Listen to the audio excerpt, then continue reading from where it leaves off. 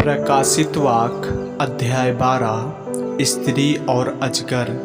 फिर स्वर्ग में एक बड़ा चिन्ह दिखाई दिया, अर्थात एक स्त्री जो सूर्य ओढ़े हुए थी और चांद उसके पांव तले था और उसके सिर पर 12 तारों का मुकुट था।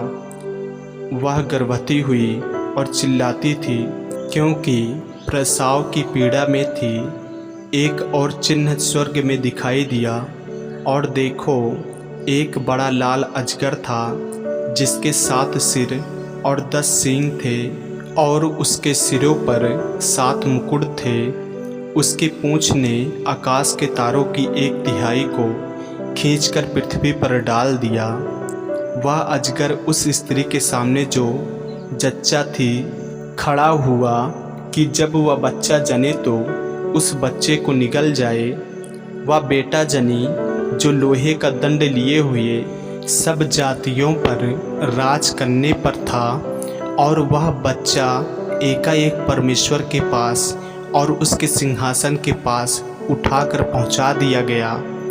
और वह स्त्री उस जंगल को भाग गई जहां परमेश्वर की ओर से उसके लिए एक जगह तैयार की गई थी, कि वहां वह 1260 दिन तक पाली जाए।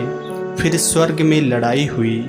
मिकाईल और उसके दूत अजगर से लड़ने को निकले, और अजगर और उसके दूत उससे लड़े, परंतु प्रबल न हुए, और स्वर्ग में उनके लिए फिर जगह न रही। तब वह बड़ा अजगर, अर्थात वही पुराना सांप जो इब्लीस और शैतान कहलाता है और सारे संसार का भरमाने वाला है, पृथ्वी पर गिरा दिया गया, और उसके दूत उसके साथ गिरा दिए गए। फिर मैंने स्वर्ग से यह बड़ा शब्द आते सुना, अब हमारे परमेश्वर का उद्धार और सामर्थ और राज और उसके मसीह का अधिकार प्रकट हुआ है, क्योंकि हमारे भाइयों पर दोष लगाने वाला, जो रात दिन हमारे परमेश्वर के सामने उन पर दोष लगाया करता था, गिरा दिया गया है।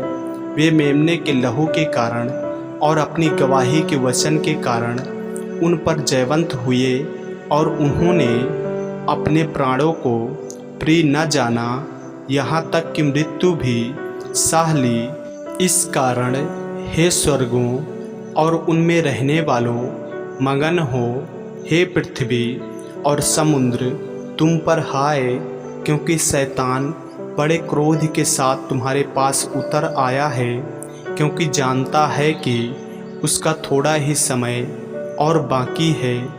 जब अजगर ने देखा कि मैं पृथ्वी पर गिरा दिया गया हूँ, तो उस स्त्री को जो बेटा जनी थी सताया, पर उस स्त्री को बड़े उकाब के 2 पंख दिए गए कि सांप के सामने से उड़कर जंगल में उस जगह पहुंच जाए जहां वह एक समय और समयों और आधे समय तक पाली जाए। और सांप ने उस स्त्री के पीछे अपने मुंह से नदी के समान पानी बहाया कि उसे इस नदी से बहा दे, परंतु पृथ्वी ने उस स्त्री की सहायता की और अपना मुंह खोलकर उस नदी को जो अजगर ने अपने मुंह से बहाई थी पी लिया।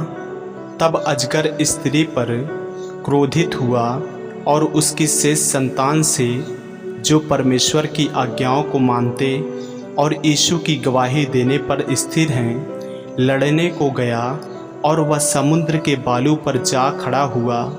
आमीन। ऐसे ही वचनों को सुनने के लिए हमारे चैनल को सब्सक्राइब करें और बेल आइकन के बटन को दबाएं। और यदि आप हमारे फेसबुक पेज पर नए हैं तो हमारे पवित्र बाइबल को फॉलो करें, लाइक करें, ताकि परमेश्वर का वचन रोजाना आप तक पहुंच सके। जय मसीह की। प्रभु आपको आशीष दे।